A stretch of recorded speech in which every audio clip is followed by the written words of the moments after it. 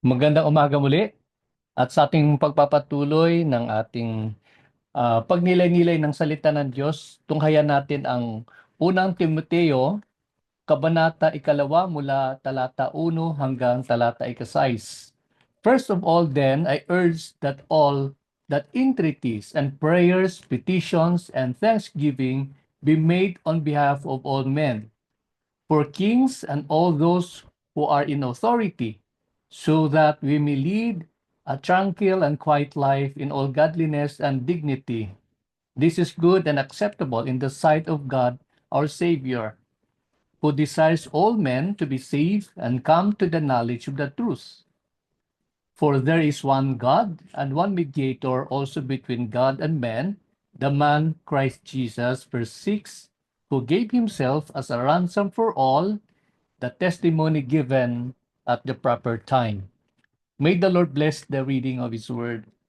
Dito natin makikita na maaring ito yung katugunan sa mga tanong ng karamihan sa atin, di ba? Bakit kailangan ba nating ipanalangin yung ating mga political leaders? Nag-aaway-away naman sila. Di ba? Yun naman yung karaniwan na matutunghayan natin sa social media, sa lahat, ano? Bangayan ng mga powers that be, ika nga. Pero malinaw ang sabi ng Panginoon.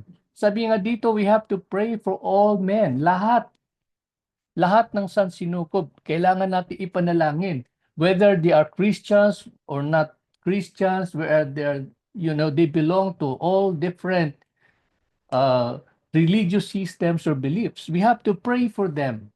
Lalo na binanggit dito sa talata ikalawa, yung pagpapanalangin natin sa mga hari, no, sa mga who are in authority, yung mga political leaders, yung mga presidente, the vice president, no, the speaker of the house, the even sa senado, lahat ng mga political leaders natin. Bakit kamo? Para sabi dito, so that we may lead a tranquil and quiet life. No, tayo'y mamuhay na may kapayapaan. So kahit na hindi natin nakikita yung kapayapaan na yan, still we have to pray for them. No, because we know that our God is a prayer-hearing God, and the moment we continue to pray, God will do something. Kikilos at kikilos siya. Okay. So, sa verse 3, ito yung maganda napansin ko dito, yung sabi nga, this is good and acceptable in the sight of our God. No, sa harapan ng ating Panginoon, ng ating manliligtas.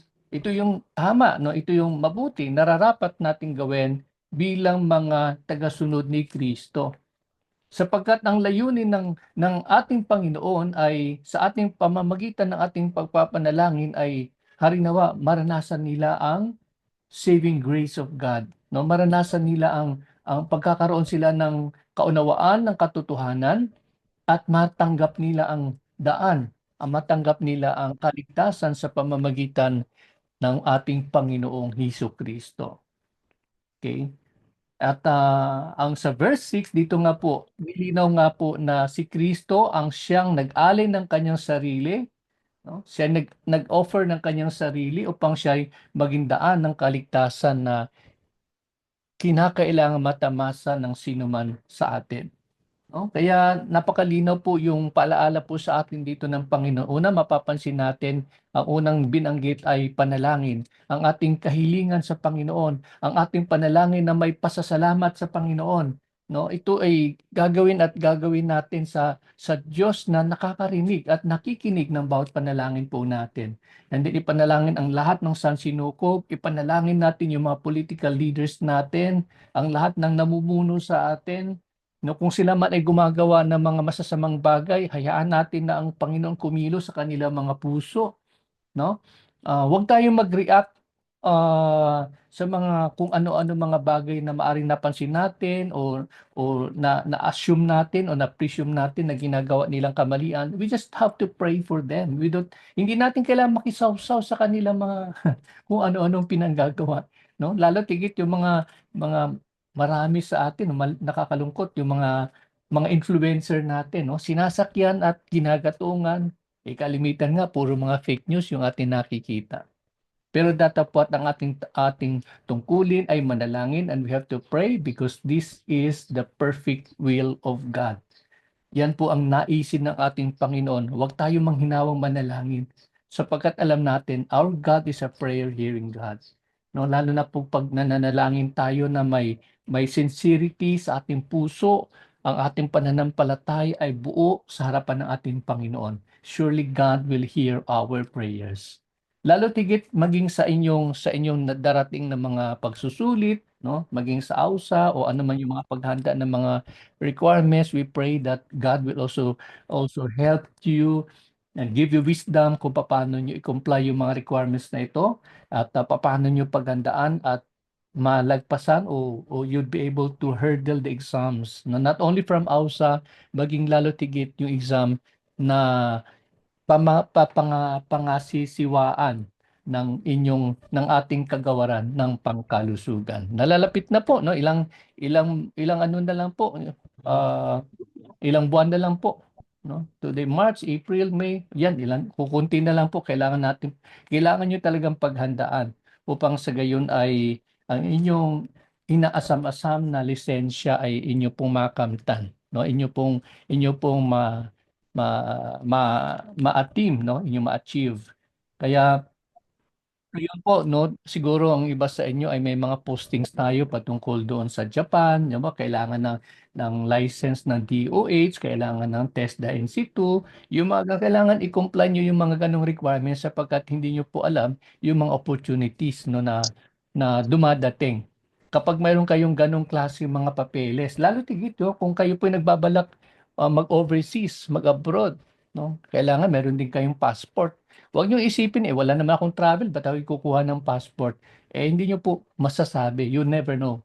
No, kung may mga opportunity na na kayo ay may mga invitation na kung saan ay kayo pwedeng mag-travel abroad. Not necessarily for employment, but who knows, di ba? Mga katulad po ng mga offer po ng ating pong Department of Tourism na kayo po ay maatasan na mag-promote ng Philippine Hilot Massage sa iba't ibang bahagi ng mundo. So yun po, at tayo po ay magtatapos sa isang panalangin. Father, we praise you and we thank you, Lord, for your reminder to each and every one of us to pray for our leaders, to pray for our political leaders, Father God, that sila po, Panginoon, ay gabayan mo sa kanilang mga desisyon. Panginoon, kung sila po ay may mga ginagawang mga katiwalaan, Panginoon, Lord, we pray that you might be the one to just expose it, O God, and reveal, O God, lahat ng mga ito, Panginoon, upang mailagay sa ayos amang banal, ang mga may mga kagagawa ng mga bagay na ito, Panginoon, ay magkaroon po ng pagkakataon na magsisi, humingi ng kapatawaran sa inyo, Panginoon.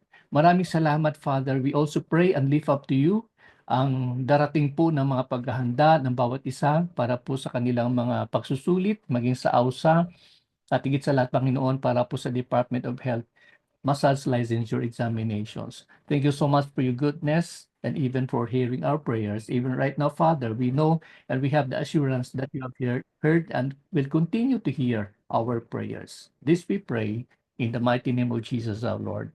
Amen and amen. Okay, so let's out muna tayo for a moment, then we will now formally proceed with our class for today. See you later.